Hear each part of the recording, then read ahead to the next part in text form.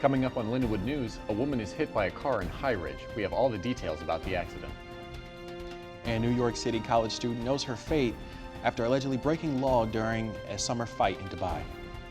Plus, a simulated alien message is finally cracked, showing us the very core of human existence, the unlikely pair who is behind it all. Those stories and more ahead on Lindenwood News.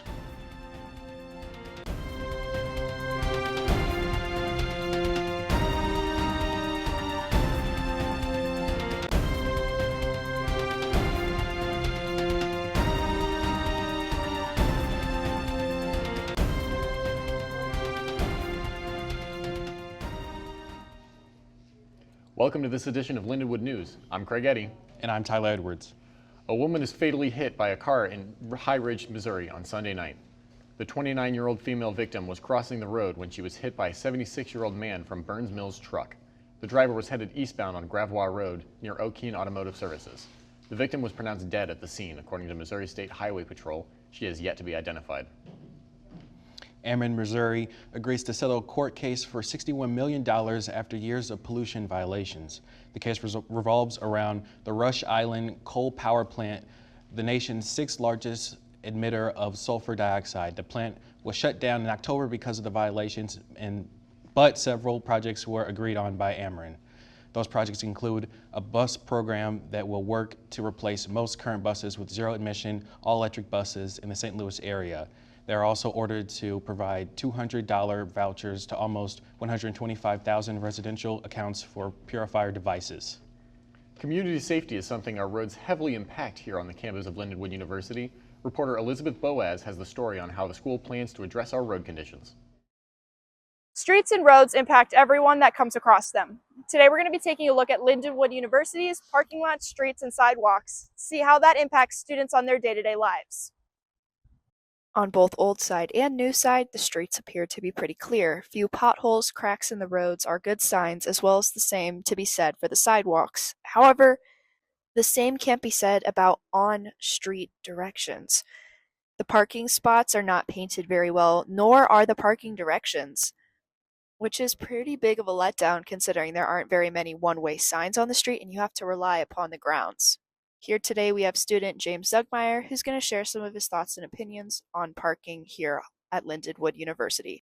I feel like for the amount of car traffic that we have on such a small campus, we really need to repaint a lot of these things, because I feel like even when I pulled into this parking lot today here in Spelman, you just can't see the lines anymore. And especially a lot of areas on campus that have one-ways, the arrows are worn out and people constantly drive the wrong direction, especially with like just painting on the roads. You just can't tell where you need to go. A lot of people that are new to campus drive the wrong directions, and it's just not the safest right now. Here's what public safety had to say. We take the safety and security of the campus community seriously. We continue to take measures in creating a safer campus environment for students, faculty, and staff. Parking, traffic flow, traffic control devices, i.e. stop signs, parking lots, crosswalks, yield signage, yellow curbs, etc., speed of vehicles, and safety in general are the forefront of our team. Overall, it appears to be some pretty simple fixes that maintenance needs to do in order to keep our students safe here on campus. That's it for Lindenwood News. I'm Elizabeth Boaz. The Walk to End Alzheimer's is a national event hosted by Alzheimer's Association, which is supported by Edwards Jones. The walk takes place every year in over 600 different communities across the United States. Emma Hickerson got a closer look at this inspirational walk. The Walk for Alzheimer's is a national event hosted by the Alzheimer's Association, which is supported by Edward Jones. This walk takes place annually in over 600 different communities across the United States. Community events like this help raise awareness of Alzheimer's and fund and research to find a cure for this heartbreaking disease. Alzheimer's disease affects many families each year, with there being millions of people either living with the disease or providing care for those affected. The disease takes a toll on all individuals and is something the average person wouldn't understand. So I wanted to participate in this event with my family because my grandpa 4 years ago got diagnosed with Alzheimer's and he passed recently, so we wanted to do it to honor him. Hard watching my grandpa when he went through Alzheimer's. It was a few years of just, you watch them lose themselves and you watch them forget things that they, should know on a daily basis. And it's hurtful to, us as family when you've loved and known them for so long and then they slowly start to forget who you are, and there's a lot of other things that go into it. The Walk to End Alzheimer's had a beautiful idea of creating a garden for everyone in this journey. This disease isn't just about the ones affected, it's also about the caregivers that lose their daily lives to help and provide for the person of illness. I followed this mom on TikTok, and her son actually had Sanfilippo syndrome, which is childhood Alzheimer's. So that kind of got the ball going.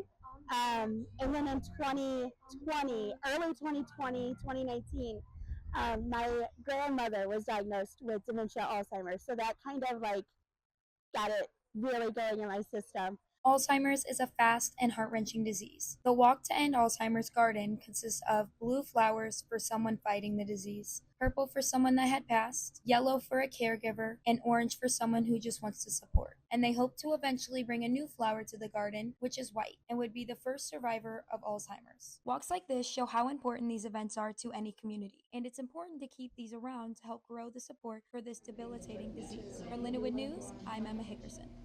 A man and dog are killed in a hit-and-run crash on Saturday morning in Florissant. 62-year-old Rick Aslept and his beloved dog were found laying on the side of the sidewalk off northbound on Waterford Drive. Camera footage from the neighbors shows Aslept being hit and then thrown around 8 feet into the air and across the street at least 50 feet. The police are investigating but currently have no information. We all have those little things that don't seem to make any use, but we just like to, they just look nice. Like a decorated oven mitt. David Cruz went out to see how those things have more meaning.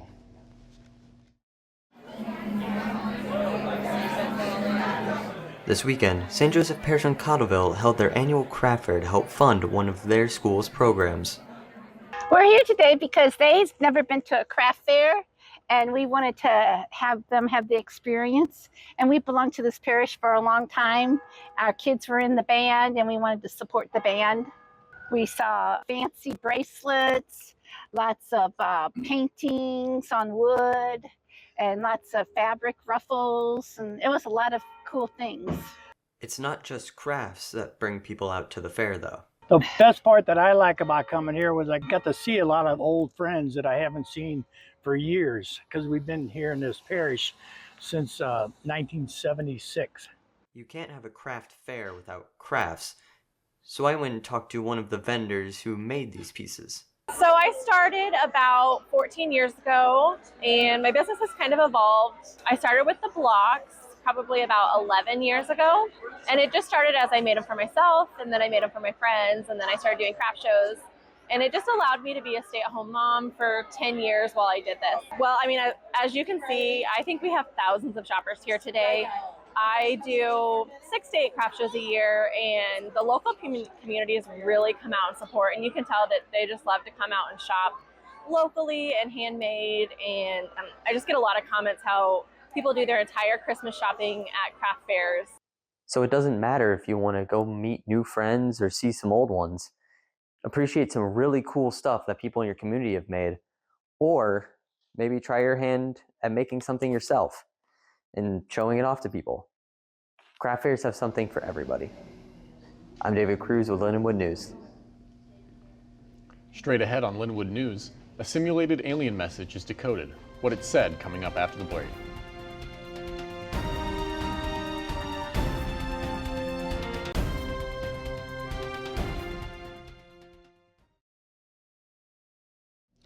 A New York college student will spend a year in Dubai prison for assaulting and insulting an airport security guard. Reports say that Elizabeth Santos was instructed by airport security to take off a waist training brace that her doctor prescribed. The student bumped into one of the security guards as she was trying to put the trainer back on. That's when the officials told her she would be detained for touching the female customs officer, according to Economic Times. Santos' apartment contract has ended, and studies at Lehman College, where she is enrolled, have started up again, this time without her. No word if Santos will pursue any further legal action. An Iowa man gets a new lease on life with a brand new cancer treatment in Nebraska medicine. Alan Moses is the first person in the world to get the commercial form of CAR T cell therapy for mantle cell lymphoma. His doctors describe the treatment in almost war terms. They say the treatment acts as an infantry investing in the cells to train them into elite cancer fighters. This required Moses to be monitored closely and treated for several weeks. Through the cell therapy treatment, Moses' cancers had since entered remission. Nearly 50 monkeys escaped from South Carolina Research Facility on Wednesday.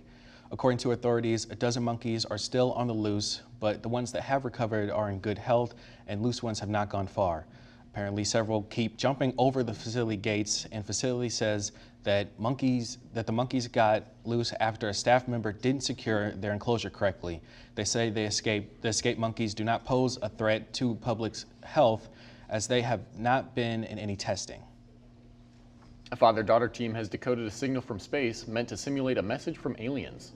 This is the visualized message from 5 configurations that represent amino acids. If you remember from chemistry class, they are the building blocks of life. It appears as clusters of white pixels on a black background. The designers of the project confirmed amino acids are the intended message, but they are leaving the interpretation open. The art project is from the SETI Institute. The nonprofit simulated their extraterrestrial signal more than a year ago, beaming the alien-like message from a spacecraft orbiting Mars. 3 observatories on Earth picked it up and released the raw data on the internet. A father-daughter team of citizen scientists took nearly a year and thousands of hours of work to decode it.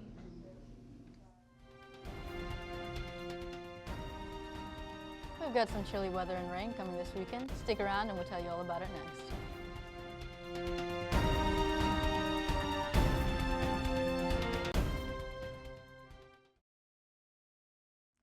It looks like sweater weather out there. We've got some cold weather moving down from the north, followed with a warm front later this weekend. On Thursday, we have a cloudy day that will be a bit chillier at a high of 57 degrees. Then Thursday night, our weather's going to drop down to 38 degrees. There's a very small chance of rain at 7% throughout the day, but we will be having a windy day with winds up to 15 miles per hour. It looks a little chillier weather all around the board with averages all in the 50s today. St. Louis and Maryland Heights is just a bit warmer with a high of 56, while in O'Fallon is slightly colder with a high of 53, and St. Peter's will be peaking at 55. Everyone will get a little boost in temperature this weekend, bringing the area average up to the 60s. This weekend, there's going to be a small warm front moving through the area, which is going to give us some highs in the 60s. Friday looks like it's going to be a beautiful sunny day with a high of 60, and that sunshine will be really welcome since we'll begin to see a bit of rain Sunday night that will continue throughout the next week. And now to the marvelous Miss Jia Buck with sports. Missouri voters made history in the recent election, passing sports betting. But when can you start placing your bets? More on this after the break.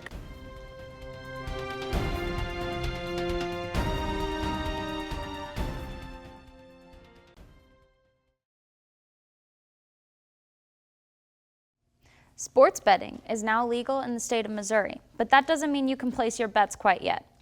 The Missouri Gaming Commission is required to make sports betting legal by the 1st of December in 2025. While it could be sooner, for now Missouri sports fans will have to wait before they can start gambling on their favorite teams. Missouri is the 39th state to legalize sports betting. It is estimated to bring the state as much as $28.9 million in annual revenue.